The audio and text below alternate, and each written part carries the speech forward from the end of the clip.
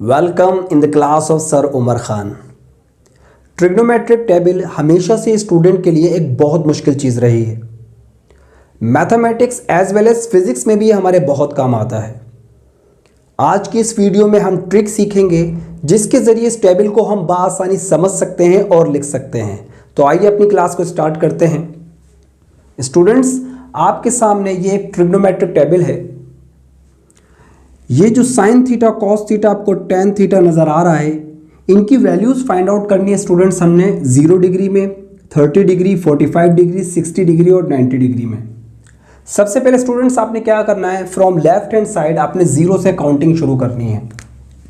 0, 1, 2, 3 and 4।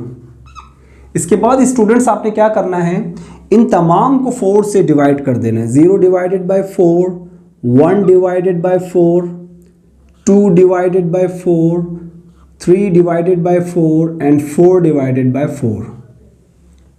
अब students क्या करना है, आपने इन सब के ऊपर स्टूडेंट्स हमने रूट लगाना है। ठीक है, अब देखें जैसे 0 डिवाइडेड बाय 4 है स्टूडेंट्स, इसके ऊपर अगर मैं रूट लगाता हूं तो स्टूडेंट्स इसका आंसर मेरे पास क्या आएगा, 0 आएगा।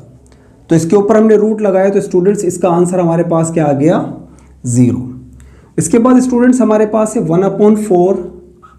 1/4 पे स्टूडेंट्स जब मैं रूट लगाऊंगा तो आपको पता है ये जो 1 है ये भी रूट से बाहर आ जाएगा and the root of 4 is 2। तो आंसर हमारा स्टूडेंट्स आ जाएगा 1/2। तो स्टूडेंट्स यहाँ हम लिख देंगे 1/2। अब स्टूडेंट्स हमें क्या करना है, 2/4 के ऊपर भी हम रूट लगा देते हैं, 2/4 पर भी रूट लगा देते हैं। तो देखें स्टूडेंट्स, सबसे पहले तो आप इसको रिड्यूस कर लें। 2 1 ज़ा 2, 2 2 ज़ा 4। तो स्टूडेंट्स हमारे पास रूट में क्या आ गया, 1/2।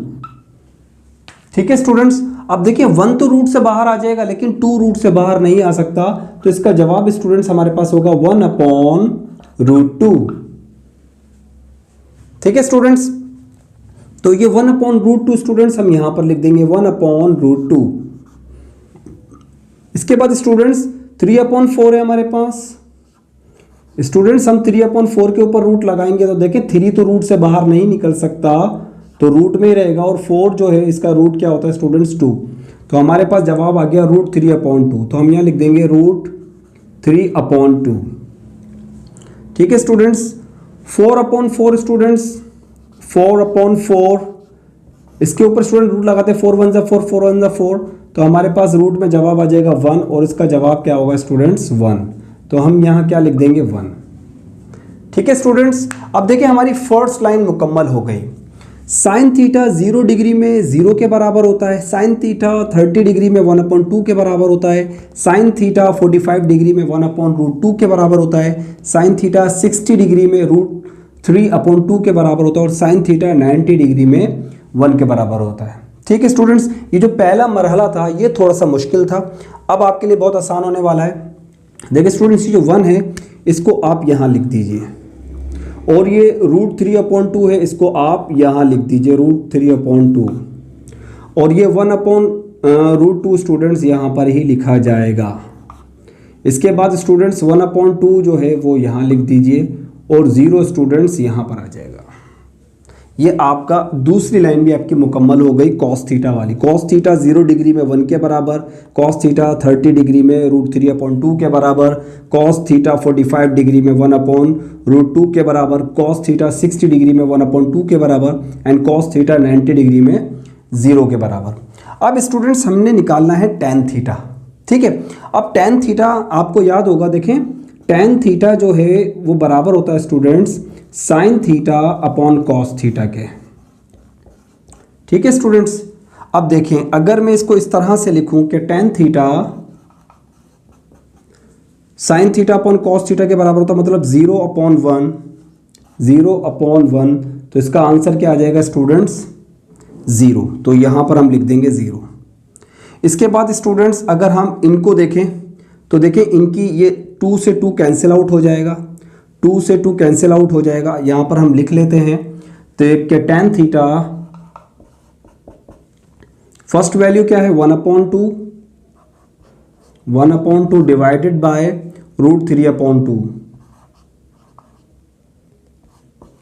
तो स्टूडेंट्स 2 से 2 कैंसिल हो गया, तो जवाब हमारे पास आएगा 1/√3। तो यहां पर स्टूडेंट्स हम लिख देंगे 1/√3। ठीक है स्टूडेंट्स, ये देखें स्टूडेंट्स, ये आपस में कैंसिल आउट हो गए, साइन थीटा कॉस थीटा। तो यहाँ पर स्टूडेंट्स हमारे पास क्या बच गया, 1 बच गया। स्टूडेंट्स देखें यहाँ पर भी, ये देखें sine theta upon cos theta, ये ऑलरेडी पहले से मौजूद है। 2 से 2 कैंसिल आउट, तो हमारे पास क्या बचेगा स्टूडेंट्स, √3 बचेगा। And student in the last 1 divided by 0। ठीक है, देखें students 1 divided by 0, 1 divided by 0, पहले इसको अक्सर कहते थे इन्फिनिटी। ठीक है स्टूडेंट्स, अब जो है वो अक्सर इन्फिनिटी भी लिखा हुआ होता है और नॉट डिफाइंड भी लिखा होता है, तो हम इसको नॉट डिफाइंड लिख देते हैं, नॉट डिफाइंड।